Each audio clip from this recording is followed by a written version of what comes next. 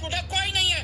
वो तो कह रहे हैं हमने दिल्ली को लंदन बना दिया और बहुत सेवा कर रहे हैं लोग। अपना घर बना दिया जी लंदन, ये मजदूरों का घर नहीं बनाया किसी का। होगा कि केजरीवाल का भी होगा, वो कच्चे बनियान में जाएंगे और इसका नाश करेंगे, बिल्कुल वोट नहीं देंगे इसको। हमें सोच लिया बिल्कुल वोट नहीं देंगे। आप लोग सड़कों पे उतरेंगे और केजरीवाल के खिलाफ उतरेंगे, इसका घराव भी करेंगे, जगह जगह जाएंगे, अपनी बीबी बच्चे लाएंगे, नंगा करके इनकी कोठी के आगे बिठाएंगे और स्यापा करेंगे इनका। Very good. मतलब अब आर पार का सौदा होगा, आर का पार। मजदूर एकता, मजदूर एकता। केजरीवाल, केजरीवाल, केजरीवाल।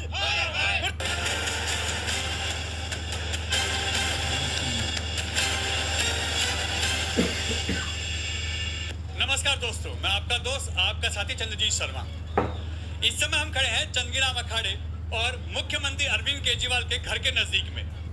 और इस समय यहाँ पे यह 12,000 रिटायर्ड कर्मचारी डीटीसी के अपनी पेंशन की मांग को लेकर खड़े हैं, जिन्होंने 40 साल 35 साल से ज्यादा नौकरी की है डीटीसी की और लोगों की सेवा की है। दिल्ली के हर व्यक्ति को एक जगह से दूसरी जगह पहुंचाया है।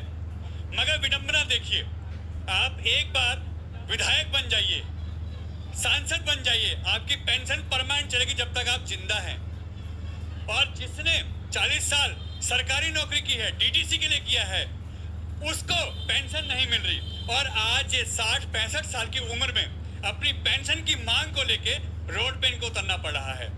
अपने बच्चों के लिए, अपने परिवार को यह हमेशा ये कहते हैं कि जब सैलरी मिलेगी, जब पेंशन मिलेगी, तब हम आपकी इच्छाएं पूरी करेंगे। अब आप सोचिए, इन बुजुर्गों के लिए वो कहते हैं अरविंद केजरीवाल कि हम बुजुर्गों की सेवा कर रहे हैं, उनको तीर्थ यात्रा करा रहे हैं। मगर तीर्थ यात्रा कैसे हो रही है ये देखिए। ये 12,000 दिल्ली के वो 12,000 कर्मचारी डीटीसी के जो अपनी मांगों को लेके, अपनी पेंशन की मांगों को लेके यहाँ आते हैं, मगर दिल्ली के विधायकों की सैलरी बढ़ती है, सांसदों की सैलरी बढ़ती है, निगम पार्षदों के जो भत्ते होते हैं वो बढ़ जाते हैं, और इसके साथ साथ पूरी जिंदगी पेंशन मिलती है। मगर जो हकीकत में काम करता है दिल्ली के लिए, उसकी पेंशन नहीं मिलती। आइए बात करते हैं इन लोगों से। 12,000 लोग हैं, कारण क्या है कि पेंशन नहीं मिल रही? हाँ, इसका मुख्य कारण ये है कि सरकार अपने वायदे से मुकर रही है। अब मैं इसकी थोड़ी सी ब्रीफ हिस्ट्री आपको बताता हूँ कि 1992 के अंदर डीटीसी के अंदर एक पेंशन स्कीम आई थी। वो ऑफिस ऑर्डर हुआ था 16 नंबर, और उसमें क्या था, उसमें एक आता कि हम आपको सीसीएस पेंशन देंगे और वो एलआईसी ऑपरेट करेगी। और एलआईसी से कोई एग्रीमेंट नहीं था। एलआईसी का ट्रैक रिकॉर्ड भी बहुत खराब था, लोगों को उस पर विश्वास भी नहीं था, और इसकी वजह से लोगों ने से ऑप्ट आउट कर दिया। उन्होंने कहते हमें पेंशन नहीं चाहिए, एलआईसी की पेंशन नहीं चाहिए। तो ये 12,000 वो लोग हैं। लेकिन उसके अब काफ़ी तभी से हम जो है ना, बाद में हम संघर्ष करते रहे। कितने साल हो गए, कोर्ट में गए, कोर्ट में भी चला, अभी भी कोर्ट में चल रहा था। ये हमारी मांग लगातार चल रही है, कोर्ट के थ्रू भी और पॉलिटिकली भी। और पहले भी हमारे जो ना पहले मंत्री थे अजय माकन जी, उन्होंने भी जो ना इस चीज़ को माना था कि एलआईसी की पेंशन जो ना टेक ऑफ नहीं की, एलआईसी पे लोगों का विश्वास नहीं था, इसलिए उन्होंने कहा कि इनको ऑप्शन के फिर दोबारा मौका दिया जाए। तो उन्होंने 2002 में भी दोबारा ऑप्शन इसी ग्राउंड पे इन्होंने जो ना हमें फिर मौका दिया कि ये दोबारा ऑप्शन ली जाए। तो लोगों ने ऑप्शन दी 2002 में, लेकिन वो भी आज तक लागू नहीं हुई। दूसरा, अब इस सरकार ने हमारी सुनी। हम जो ना मंत्री जी के पास गए, सीएम साहब के पास गए, उनको हमने अपना दुख दर्द बताया, और हम 300-400 लोग गए। 2018 की बात है। उन्होंने कमेटी बनाई इस पे, और उस कमेटी का ने रिकमेंड किया कि भी ये पेंशन होनी चाहिए। मंत्री जी ने हमारी बात, कमेटी की बात मान के, और 31 अगस्त 2022 के अंदर बोर्ड में रेजोल्यूशन पास किया कि बाकी डीटीसी बोर्ड में, जो कि सबसे ज़्यादा ये पावरफुल बॉडी है डिसीजन मेकिंग में, डीटीसी बोर्ड मोस्ट पावरफुल, जिसके चेयरमैन खुद हमारे ट्रांसपोर्ट मिनिस्टर हैं। Transport minister means government. ये गवर्नमेंट का डिसीजन था कि भी बाकी बचे हुए लोगों को, 12,000 लोगों को भी पेंशन देंगे हम। अब इसको हुए एक जो है ना साल हो गया, और उसका जो बोर्ड का जो एजेंडा है, बोर्ड के एजेंडे के अंदर एक दो चीज़ें लिखी हुई हैं। एक तो ये लिखा हुआ है कि एलआईसी की जब पेंशन इन्होंने 1992 के अंदर जब ऑप्शन आई वो LIC की ऑप्शन थी और वो ऑप्शन जो है ना लोगों का विश्वास नहीं था और इसीलिए जो ना सरकार को दोबारा ऑप्शन लेनी चाहिए थी इनके बोर्ड के एजेंडे में। आपने DTC का पूरा टाइम दिया है अपनी जॉब का। हाँ भाई हमने सबने किसी ने 35, 36, 40 साल तक दिया है। हाँ तो मैं आपको बड़ा इंपॉर्टेंट पॉइंट बता रहा हूँ, ये बोर्ड के एजेंडे में और जो एजेंडा जो ना दिल्ली सरकार ने इसने बोर्ड ने पास किया उस एजेंडे में खुद लिखा हुआ है कि भी ये जो है अब LIC पे विश्वास नहीं था और इसलिए जो है ना लोगों ने ऑप्शन नहीं भरी और ये दोबारा इनसे ऑप्शन लेनी चाहिए थी, ये खुद लिखा हुआ। लेकिन उसका लबोलबाब ये है कि जब बोर्ड ने पास कर दिया तो पीछे की सारी बात खत्म हो गई, अब इनको इम्प्लीमेंट करना चाहिए। अब वो इम्प्लीमेंट नहीं कर रहे हैं और ये जो 1 साल हो गया हम धक्के खा रहे हैं, कभी कहीं पे कभी कहीं पे। अब हम आंदोलन हमने अब तय किया है आंदोलन करेंगे, भूख हड़ताल करेंगे, धरने पे बैठेंगे, लेकिन हम जो अपनी मांगे जो है ना वो मनवा के रहेंगे। ये हमने सबने टाल लिया। अब तो सारे मरने की कगार में, सारे 75 से ऊपर है, 80 ऊपर है। हाँ आज आप लोगों को अपनी मांग मनवाने के लिए रोड पे आना पड़ रहा है। कितने मर रहे हैं रोज आना 15-20 आदमी मर रहे हैं। तो ये जो है ना अभी अब चुप होने वाले, मरना तो वैसे ही है, मरना तो वैसे भी है। तो हम जो है ना यहीं पे मरेंगे, अब यहीं पे मरेंगे, वो आंदोलन करते हुए मरेंगे। आपने कितने साल DTC को दिए? ये 35 साल दिए। 35 साल आपने जॉब की है। यस, मगर आज पेंशन नहीं मिली आपको बुढ़ापे में, जिसकी सबसे ज्यादा जरूरत होती है। बिल्कुल सख्त ज़रूरत है। बुढ़ापे के अंदर पेंशन नहीं है तो सभी लोगों को जरूरत पड़ती है। मेडिकल का कोई एक्सपेंडिचर कौन बेयर करता है आज के युग में? मेडिकल इतना हार्ड, इतना कॉस्टली हो गया है कि किसी आदमी के बस का नहीं। इनके आदमी बस का हमारे, हम तो मर ही जाएंगे भाई साहब, जो बीमारी लगेगी। आप लोग अब मरने और जीने की नौबत आ गई है। मुझे ये कहना है कि इस सरकार के राज्यसभा सांसद राघव चड्ढा जी कहते हैं अगर वो एक दिन के लिए भी हम MLA MP बन जाएंगे तो सबको पेंशन मिलेगी। ये वीडियो आपने देखा होगा। ये मैं मीडिया के माध्यम से बताना चाहता हूँ, ये वही सरकार है जो DTC के बुजुर्ग कर्मचारियों को जो है रोड पर उतारने के लिए तैयार है और लोग जो है भूखे नंगे जो है यहाँ पे आके बैठे हैं।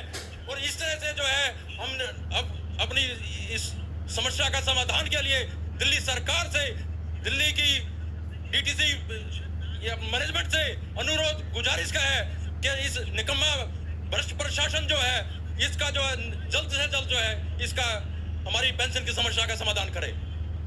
आज आप लोगों को दिक्कत होती होगी, परिवार में भी, बच्चे भी सब बोलते होंगे कि बिल्कुल ऐसी जॉब क्यों करी। जॉब हमारी ये थी, जॉब हमने अच्छी करी है, पब्लिक सेवा के लिए जॉब करी है, 36 साल जॉब करी है। 36 साल नौकरी करने के बाद पेंशन ना मिलना और इनका कोई विधायक बन जाए या MP बन जाए, उसको बनते के साथ ही पेंशन मिल जाना। एक पेंशन एक बार बनाए, एक पेंशन दूसरी बार बनेगा दूसरी पेंशन, और यहाँ पर क्या एक बार ही पेंशन नहीं, 40 साल हो गए हैं। ये जो है बिल्कुल गलत है। ये पेंशन मिलनी चाहिए, पेंशन हमारा हक है। सुप्रीम कोर्ट भी ये कहती है हर कर्मचारी को पेंशन देनी चाहिए और ये जिम्मेदारी डिपार्टमेंट की है। यानी मानते हैं कि नेता बनने पे पेंशन लग जाती है और आप लोग 40-40 साल सरकार की और पब्लिक की सेवा करते हैं मगर मिलता कुछ नहीं मिलता। ये अब आदमी को 1800 रुपये पेंशन मिल रही है और जो 60 साल वाले हैं उनको 2500 रुपये दे रहे हैं। दिल्ली सरकार की जो पेंशन है वो 2500 रुपये है और हमारे को 1500, 1600, 1700 मिल रही है।